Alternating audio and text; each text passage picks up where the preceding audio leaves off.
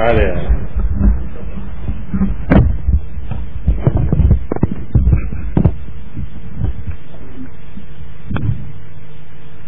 في البداية تسمح لي سيادة الرئيس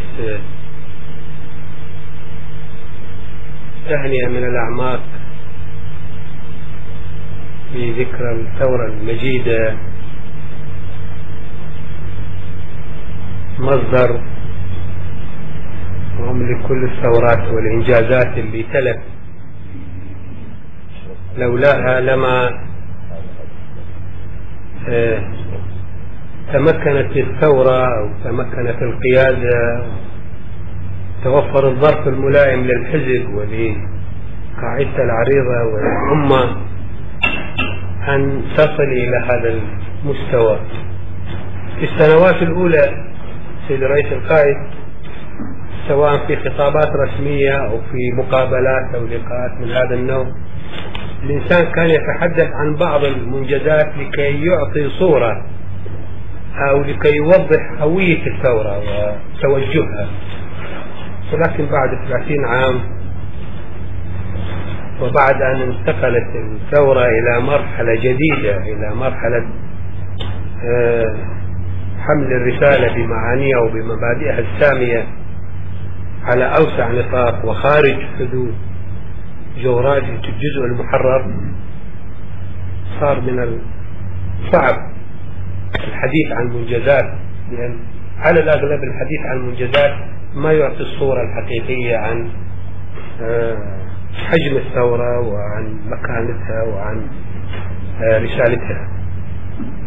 ولكن أكرر بهذه المناسبة، بغض النظر عما ينظروا البعض سواء حسنينية أو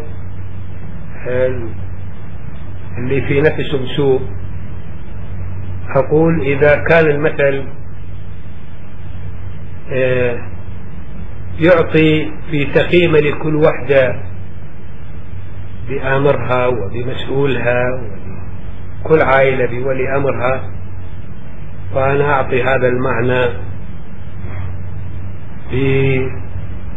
بحجم وبمساحة وبعمق وبتأثير أكثر بكثير من هذا المعنى في دور السيد الرئيس القائد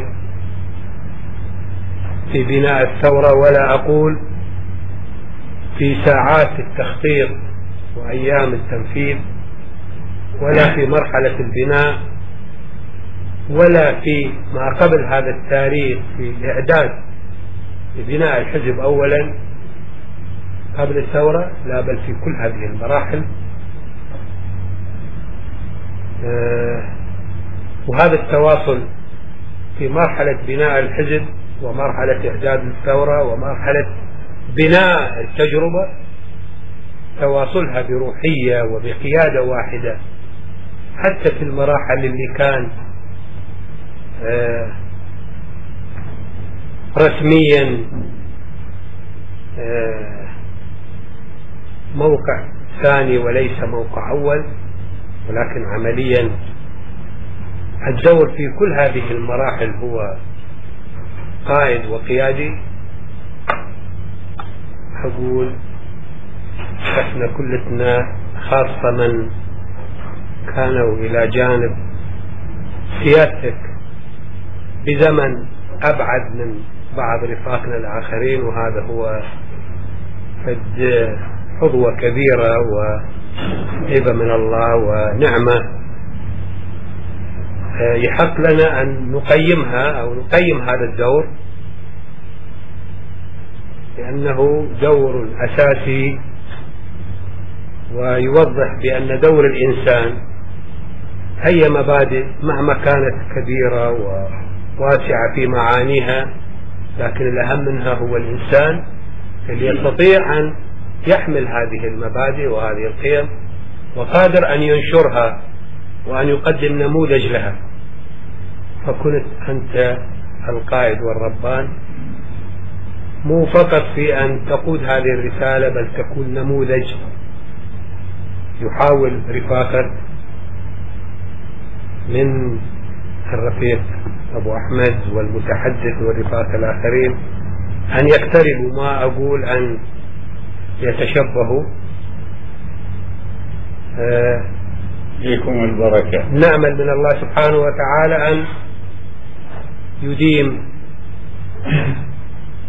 ويطيل من عمر القائد، وأكثر من هذا أن يبقي لنا هذا العقل النير والعظيم اللي أنا أعتقد نحن محسودين بين كل الأمم والشعوب في أن نكون تحت لواء وقيادة قائد كالأخ والرفيق والقائد صدام حسين. وكل عام وانتم بخير. وثقتنا اليوم سيد الرئيس القائد رغم كل الظروف ثق في المستقبل، في المبادئ، حتى احنا واثقين مع نفسنا ممكن ما نكون موجودين، لأن المسيرة تتواصل إن شاء الله. مرة أخرى كل عام وانتم بخير، وأتمنى لك صحة وعافية وعمر مديد بعون الله. انتم بخير وعمر مجيد إن شاء الله، انتم وأمتكم وشعبكم وعوائلكم.